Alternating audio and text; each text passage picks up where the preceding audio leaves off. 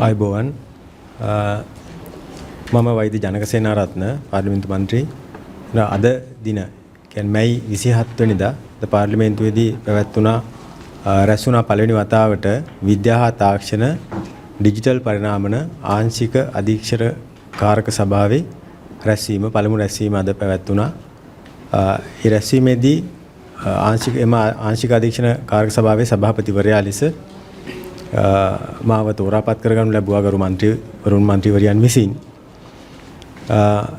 අද දිනේදී අපි මේ කාරක සභාවේ ප්‍රමුඛ කාර්ය විදිහට ඉටු කරේ 2022 අංක 9 දරන පෞද්ගලික දත්ත ආරක්ෂණ පනත සංශෝධනය ඒ පනතට සංශෝධනය කරමින් සංශෝධන පනත් කෙටුම්පත මෙම කාරක සභාවේ අනුමත කර ගැනීම ඒ පෞද්ගලික දත්ත ආරක්ෂණ පනත 2022 අංක 9 දරන පනත විදිහට 2022 දී ගෙනාවට ඒක මේ දක්වා ක්‍රියාත්මක කරගන්න බැරි වෙලා තිබුණා. හේතුව තමයි ඒ සඳහා එක පැත්තකින් රටේ යටිතල පහසුකම් ඒ සඳහා සූදානම්ම තිබුණේ නැහැ. ඒ වගේම අපේ රටේ ආයතන පද්ධතිය වගේම ප්‍රජාව ඒ සඳහා සූදානම්ම තිබුණේ නැහැ වගේම ඒ පනතේ යම් යම් අඩුපාඩු ටිකක් මේ පනත ක්‍රියාත්මක කිරීම සඳහා පවතින යම් යම් බාධක ටිකක් පනත තුල තිබුණා. ඒ නිසා අපි ඒකට සංශෝධන පනත් කෙටුම්පත අද අනුමත කරගත්තා. ඒකෙදි 2022 අංක 9 දරන පනතට සංශෝධන 13ක් එකතු කරමින් 2025ට ගැලපෙන ඒ වගේම අපේ ආණ්ඩුවේ ප්‍රතිපත්තිය වන අපේ ආණ්ඩුවේ ප්‍රමුඛ කාර්යයන් වලින් එකක් වන ඩිජිටල් කරණයට ඩිජිටල් ආර්ථිකයට අදාළ වෙන විදිහට ප්‍රායෝගිකව ක්‍රියාත්මක කරන්න පුළුවන් වෙන විදිහට ඒ සංශෝධන ටික ගෙනල්ලා තිනවා. අපි මේ පිළිබඳව අද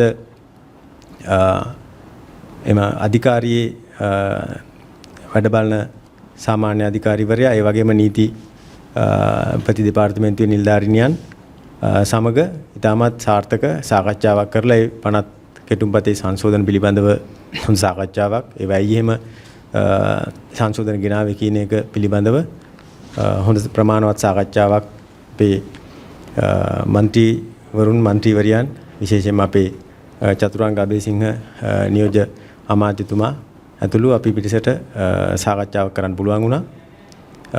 අපි ජූනි මාසේ 3 වෙනිදා ලබන සතිය අඟහරුවාදා මෙම සංශෝධිත පනත් කෙටුම්පත පාර්ලිමේන්තුවේ විවාදයට ගැනීමට සැලසුම් කරලා තියෙනවා.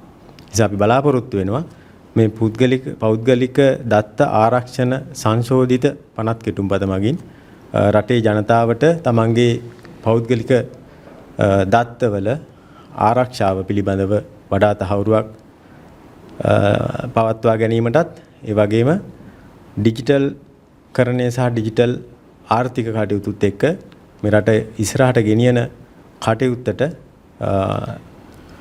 දත්ත ඉතාමත් ඵලදායීව ඒ වගේම සුරක්ෂිතව යොදා ගන්නත් අපිට මේ සංශෝධිත පනත් කෙටුම්පත උපයෝගී කරගන්න බලාපොරොත්තු වෙනවා. ස්තුතියි.